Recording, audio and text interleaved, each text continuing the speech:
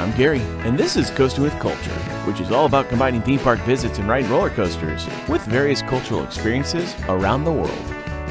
Last time, I had a chance to visit the historic Blackpool Pleasure Beach for a chance to ride many of their coasters, which included a few surprise hits and a few charming dark rides, before taking a stroll along the promenade for the nighttime light festival of illuminations and a chance to see the World Fireworks Championship Blackpool. This time, it's the last large park for this England coaster trip, with a stop at Flamingo Land for another park with a rather sizable coaster collection, including the opportunity to ride one that I had previously seen in a different part of the world. The weather in Malton upon arrival to the day's park wasn't looking great, but it wouldn't be long before the skies began to clear up, giving a better chance to enjoy the coasters of Flamingo Park, including their new Intamin 10 inversion coaster, Sick. In an interesting twist to my coaster riding journey, this wasn't my first time seeing the near clone of Colossus, as 3 years earlier, I had seen it sitting in a field outside of Movie Animation Park Studios in Malaysia. This ride had a fascinating path to finally being built, as it was originally intended for a park in Brazil, but was never constructed, and instead sold to the Ipoh-based park. At the time of my visit, one of the employees said they still had plans to build it soon, but seeing how many people were there that day gave me a bit of Hard Rock Park vibes, as it seemed like a really nicely built park that didn't draw enough of a crowd to support it, and based on it going standing but not operating right before the pandemic, it seemed to be true. Luckily though, that wouldn't be the end of this Intamin that never opened, because it would make another massive move to its new home and would finally be built for people to ride.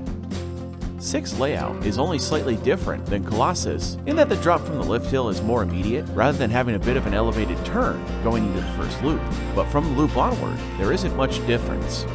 While I wasn't able to ride Colossus to give a proper comparison, I was able to ride Sick, as it uses a newer style train with lap bars rather than the more restrictive shoulder harnesses. And that really added to the ride, because during the quad barrel roll, it has some insane hang time. It really made me happy that the ride was finally able to get a home, as it would have been a shame for this great coaster to have never given any rides. I was going to hop on Velocity next, but while in line, the ride had some mechanical problems, so I went over to ride a few family coasters in the park, including a Zamperla family gravity coaster Runaway Mine Train, and a Cavazza Diego Jr. coaster called Dino Roller, both of which are certainly in the shameless category. The next ride, called Zoom, would also fit that classification, but it was a very unique model from Zamperla called the Air Force, which is a milder version of the suspended coaster, like those that were made by Aerodynamics in the past. It can certainly be a snug fit in the car, but I enjoyed riding a coaster that was only one of 5 of its kind from the Italian company. After enjoying a few smaller coasters, I decided to go for some of their larger screen machines, including what had previously been the largest coaster before Sick's arrival, Kumali, a Vekoma SLC with a layout I had yet to experience, as it wasn't the standard layout, nor the standard layout with the extra helix. Rather, it started with a large swooping drop that turns 270 degrees, leading into a vertical loop, followed by a cobra roll, a barrel roll, and a large helix.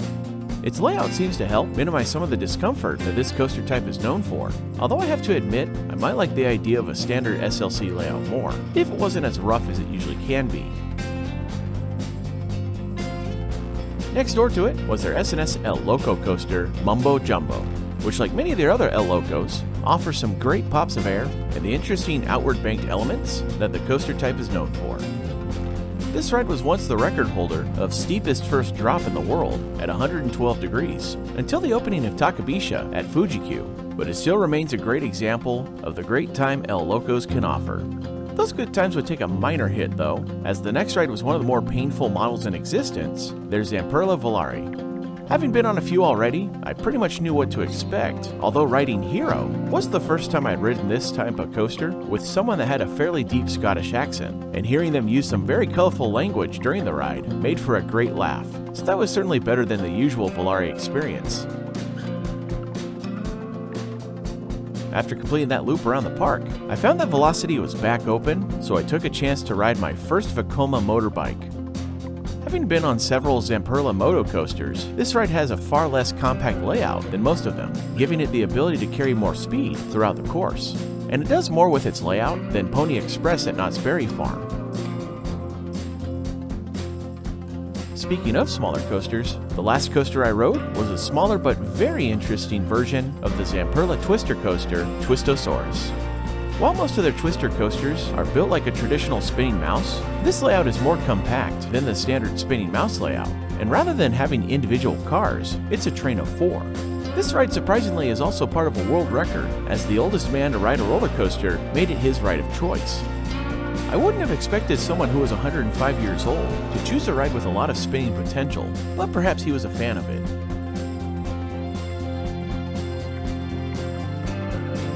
There was another coaster in Go Gator, which would certainly have been a very shameless credit, but the park only allows kids to ride it, so I'd have to pass. But that was okay, as it meant getting a chance for some more rides on Sick before heading out.